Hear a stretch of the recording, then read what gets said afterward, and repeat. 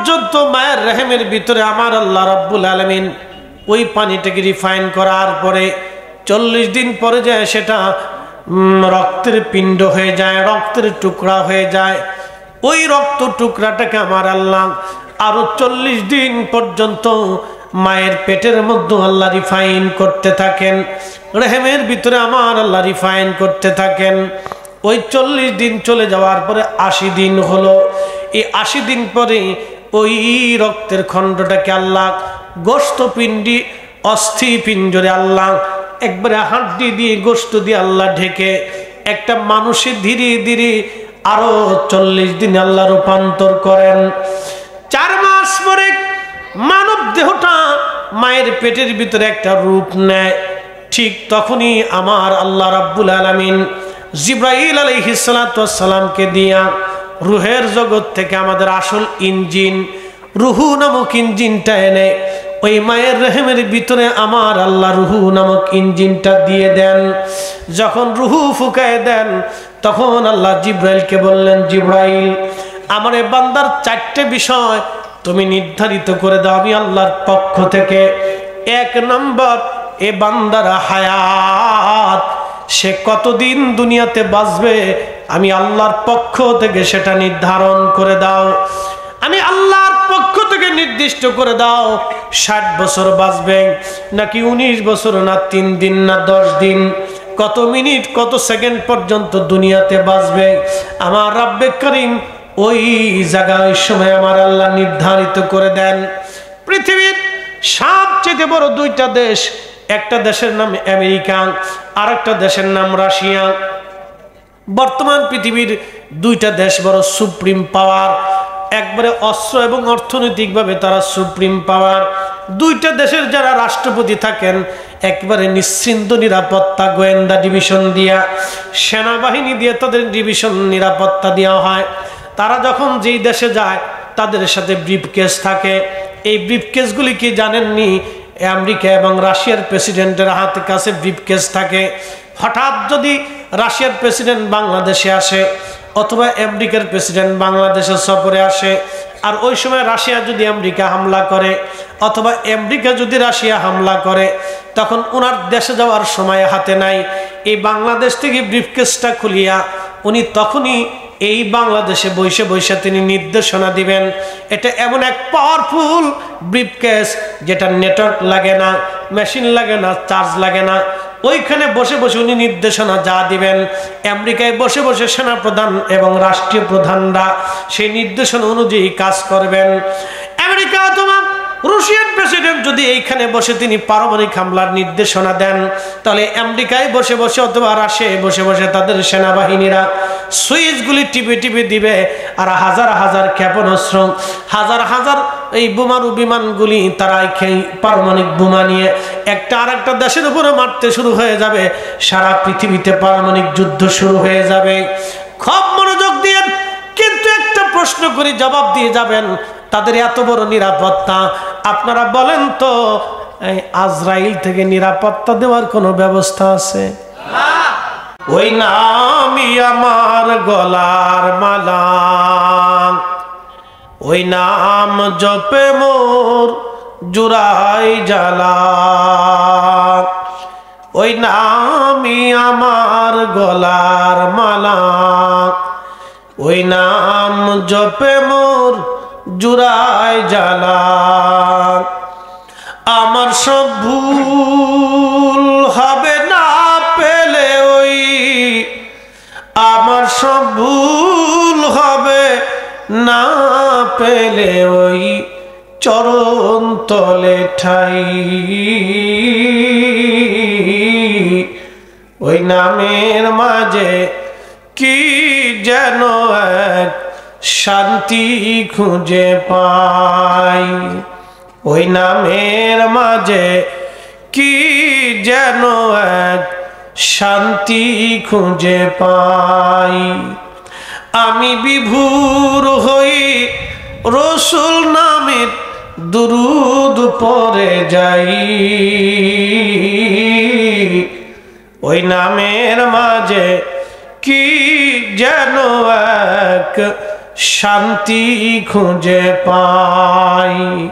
ওই নামের মাঝে কি যেন এক শান্তি খুঁজে পাই।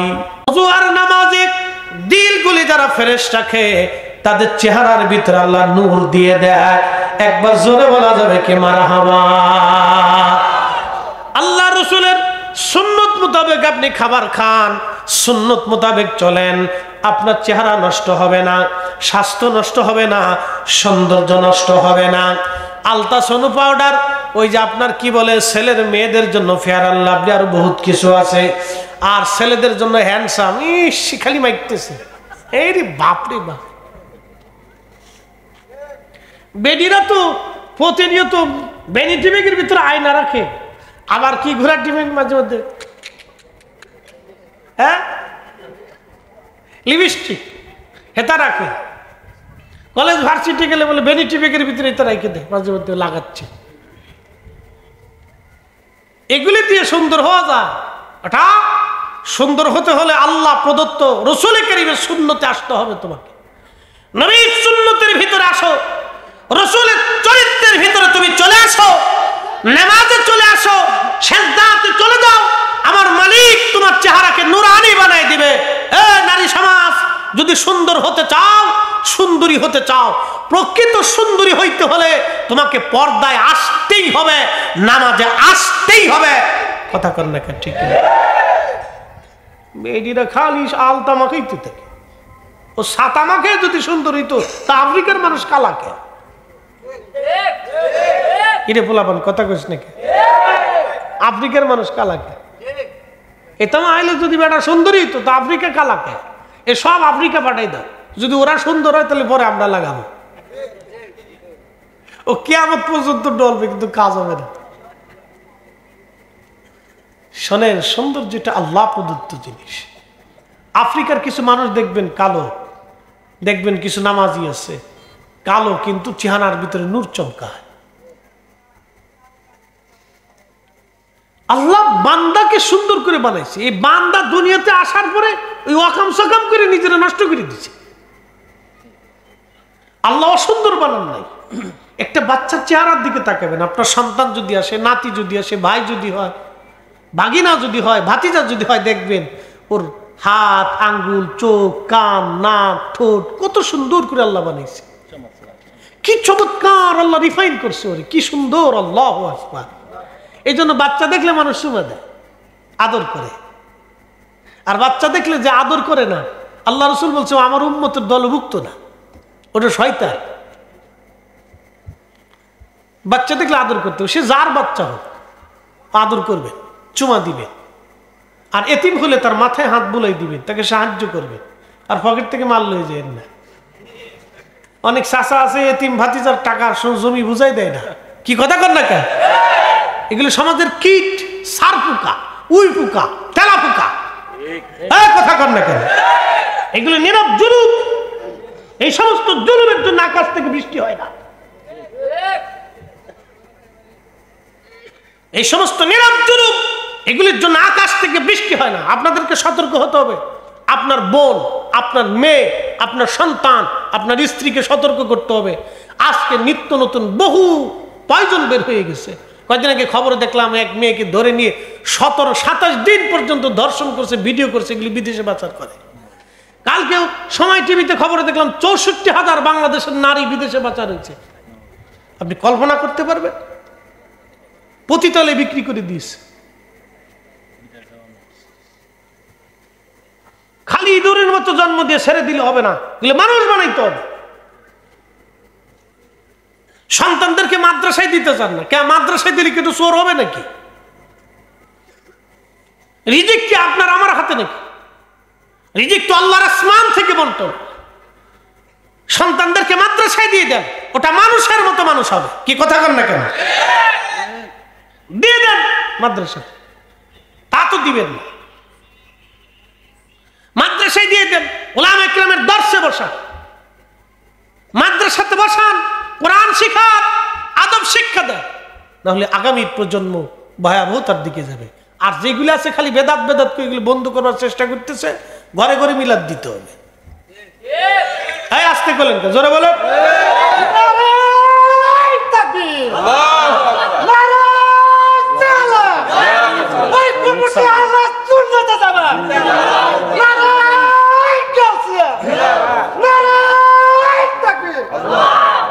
আবার এমন জায়গা দিয়েন না যেটা দোয়া মানে না।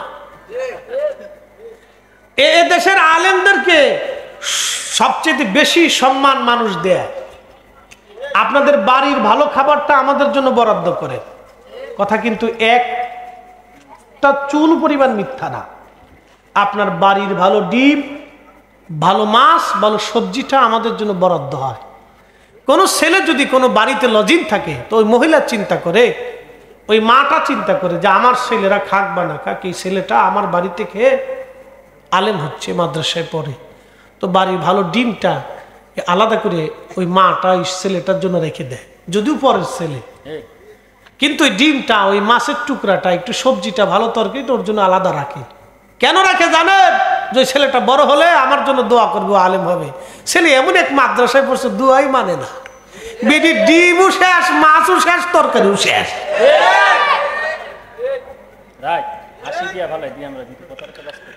কথা বুঝে তারপরে যেতে সুন্নি মাদ্রাসায় দিবেন সন্তানদেরকে, কথা কর না কেন? যদিও কথা টাটকা টাটকা অনেকেই অপছন্দ করবে, কিছু করার নাই। যে বন্ধু আমার মরার পরে দোয়া করবে না, তার সাথে বন্ধুত্ব করে কোনো লাভ নাই। এই যে বুড়া কলা, প্রয়োজনে দুইটা দেখাই দিলাম, যান বাড়ি নিয়ে চলে যান, কোনো লাভ নাই। বাংলা ওয়াজ করতে চেয়েছে, আরবি ওয়াজ লাগবে না, বাংলাটা নিয়ে চলে যান। হ্যাঁ, একবার বাংলা বেরিয়ে দিচ্ছি, যা। যে বন্ধু আমার মরার পরে দোয়া করবে না, দোয়া মানবে না, ওর সাথে আমার বন্ধুত্বের 4 পয়সা মূল্য নাই। ওরে এক কাপ চা যা খাওয়াবেন সব জলে চলে যাবে, ওরে একটা বার্গার যা খাওয়াবেন একবারে সব জলে চলে যাবেন, কোনো কাজে লাগবে না। যদিও আমার কথা শক্ত, কিন্তু আপনাকে সুদূর প্রসারী চিন্তায় বুঝতে হবে কথাগুলি। প্রিয় উপস্থিতি, কথা কেউ নিজের পক্ষ নিয়ে মাইন্ডে নেগেটিভ নিবেন না, কখনোই নেগেটিভ নিবেন না, পজিটিভে নেন। কেউ যদি ওই মতের ওই পথের থেকে থাকেন, তাহলে আমি ওই ভাইকে বলবো, বেজার হয়েন না বন্ধু আমার, আপনাকে কষ্ট দেওয়ার জন্য বলতেছি না। আপনার ইন্তেকালের পরে প্রিয় বন্ধু কবরে যখন চলে যাবেন, দোয়া কি জিনিস তখন আপনি আফসোস করতে থাকবেন। কিন্তু হায় আফসোস, আপনি এমন এক দলের অনুসারী হলেন যে যারা দোয়া করেও না, দোয়া মানেও না। জীবনটাই বৃথা হয়ে গেল, 16 আনা বৃথা। ওই এক ভদ্রলোক নৌকায় চড়ে যাচ্ছে, ধরেন এই আপনাদের এলাকায় বন্যা হয়েছে, পানির ভিতরে নৌকা যাচ্ছে হাওরের ভিতর দিয়ে। তো এমন সময় লোকটা খুব জ্ঞানী গুণী, তো মাঝিরে জিজ্ঞেস করে, মাঝি তুমি কি এই বিষয় জানো, অঙ্ক জানো, ইংরেজি জানো, গ্রামার জানো? মাঝি কয়, না আমি তো এগুলি কিছু জানি না, পড়াশোনা করি না। তো বেটা কয়, তোমার জীবনের এই 16 আনার 14 আনাই বৃথা চলে গেল, খালি মাঝিগিরি করলা, মানুষই পার করলা, কোনো বিদ্যা শিখলে না। কিছুক্ষণ পরে আকাশে মেঘ হইয়ে তুফান উঠে আইছে, আর মাঝি জিগায়, আল্লাহর বান্দা ভদ্রলোক সাঁতার জানেন? কয়, না তা তো জানি না। কয়, আপনার জীবনের 16 আনার 16 আনাই শেষ। 16 আনার 16 আনা শেষ। তো বন্ধু নেগেটিভ নিয়ে আমার উপর বেজার হয়েন না। দুয়া যদি বন্ধু না মানবে, দুয়া যে না করবে, আহলে সুন্নাত ওয়াল জামাত যে না মানবে, এদের সাথে খাতির রেখে কোনো লাভ নাই। ক্লিয়ার কাট কথা। প্রিয় উপস্থিতি, বলতে বলতে তো অনেক কথা বলে ফেলেছি। আসেন আমি ওই আলোচনায় চলে যাই। মায়ের পেটের ভিতরে প্রথম 40 দিন আমার আল্লাহ পানিটাকে রিফাইন করতে লাগলেন। কি ছিলাম আমরা? কিছুই না, আমাদের কোনো ক্ষমতা না। আল্লাহ বললেন, কাইফা তাকফুরুনা বিল্লাহি ওয়া কুনতুম আমওয়াতা।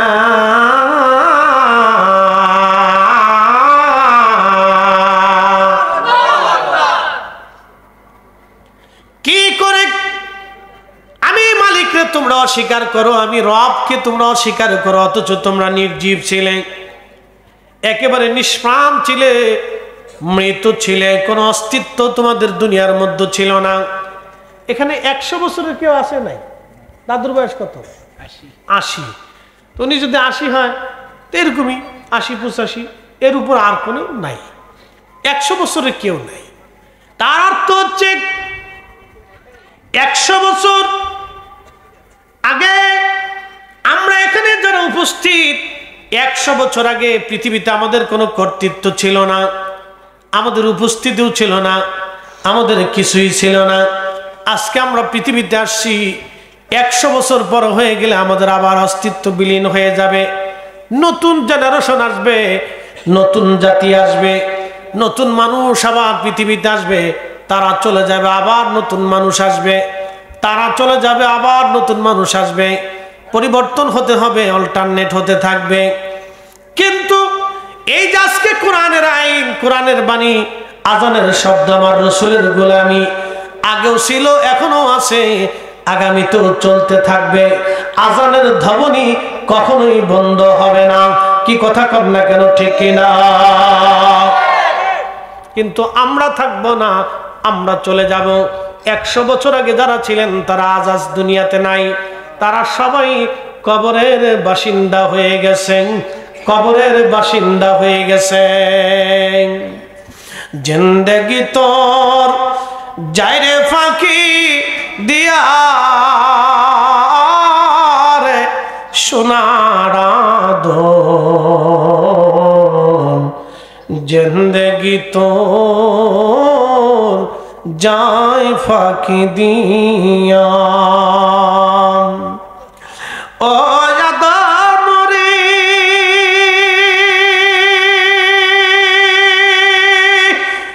পাক ধরিয়া গেছে দাড়ি, দন্ত বাসে গোটা চারি,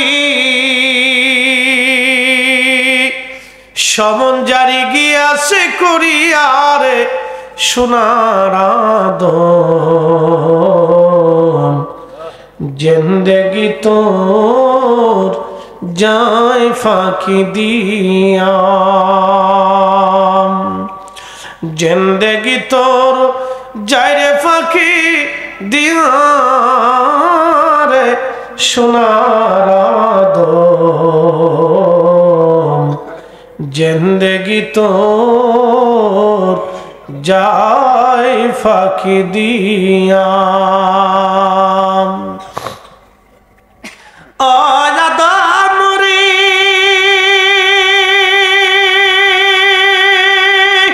কামিনীর ওই কোলেতে কাল ঘুমেতে রইলি তুই, সারা নিশি কাটাইলে তুই ঘুমাইয়া ঘুমাইয়া রে সোনার আদর, জিন্দেগি তোর যায় ফাঁকি দিয়া। সালাতুন ইয়া রাসূলুল্লাহ আলাইকুম সালামুন ইয়া হাবিবাল্লাহ। জবান খুলে সালাতুন ইয়া রাসূলুল্লাহ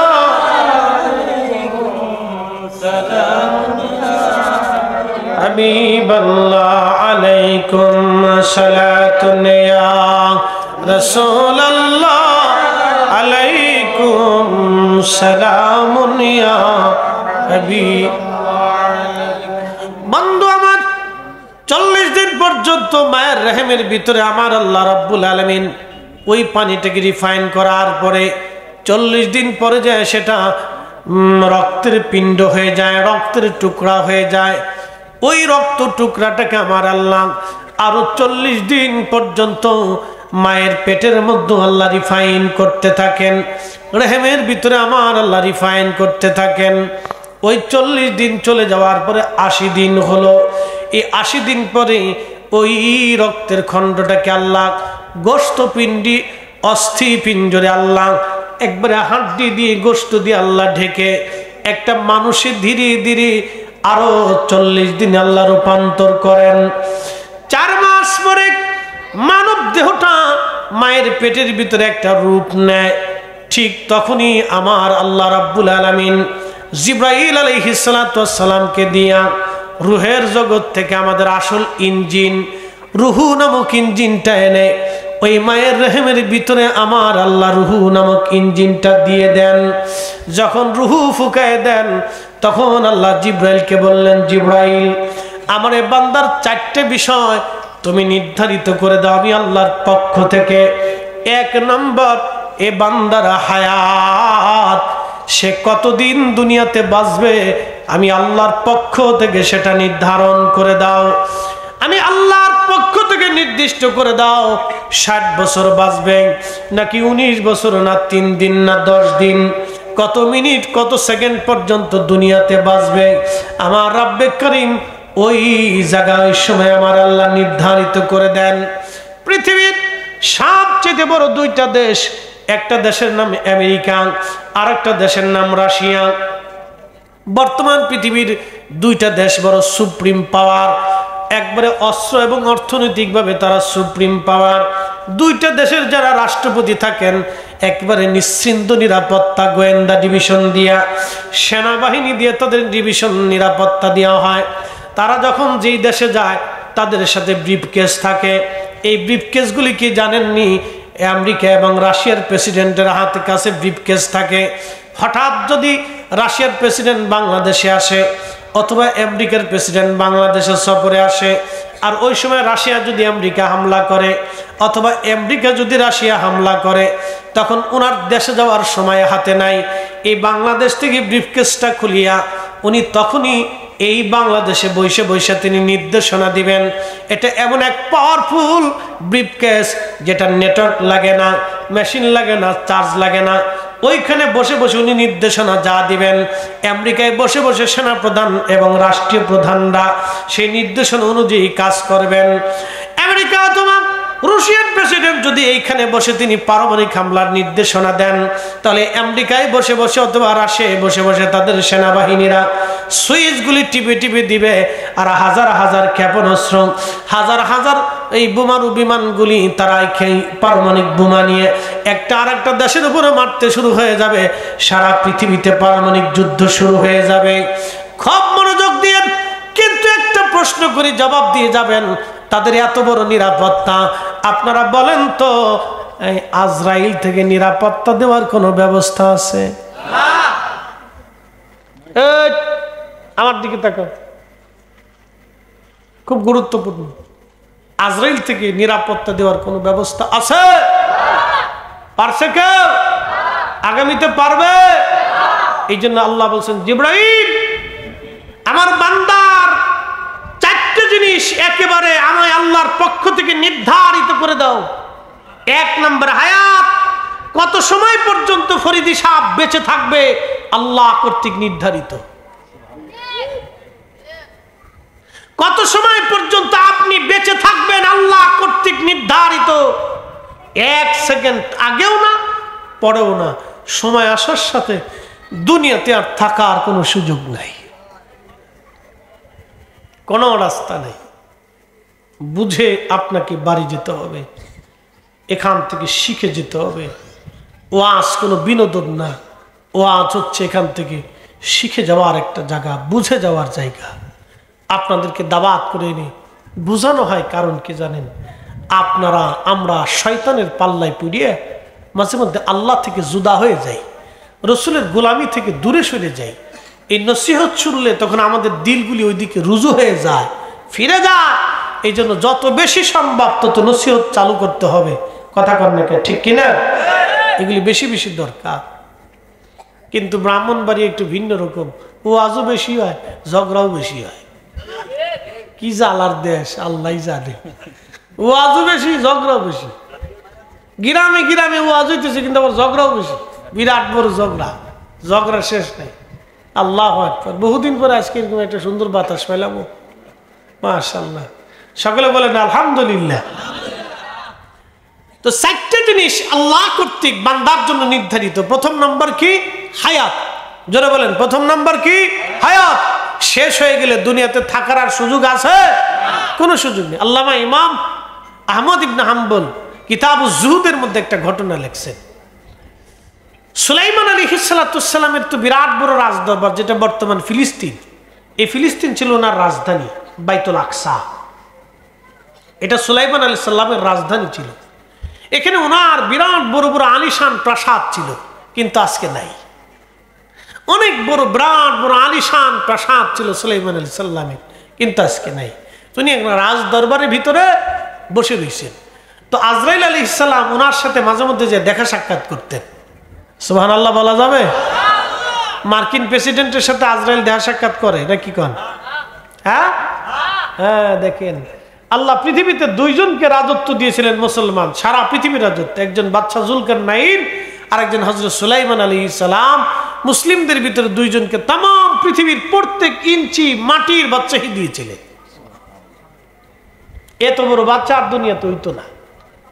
সুলাইমান আলাইহিস সালামের রাজত্ব ছিল একটু ভিন্ন রকম। ওনার একটা তখ্ত ছিল, তখ্ত সিংহাসন, এটি এতটুকু না, তাফসীরের মধ্যে আসে ওনার তখ্তটা ছিল এত বড় যে এই তখ্তের ভিতরে লক্ষ লক্ষ সৈন্য নিতেন, অস্ত্রশস্ত্র নিতেন, ঘোড়া গাদা হাতি দুম্বা উট ভেড়াগুলি নিয়ে এই উনি তখ্তের মধ্যে বসে বাতাসে বলতেন উড়ে নিয়ে চলো। যেখানে যাইতেন, যেই দেশে নামতে বলতেন সেই দেশে তখ্তরে ওনার নিয়ে নামাই দিত। আর একসাথে বলবেন আল্লাহু আকবার। তেলও লাগতো না, মোবাইলও লাগতো না, কিছু লাগতো না। মানে আমরা গাড়ি তেল ছাড়া চলে না।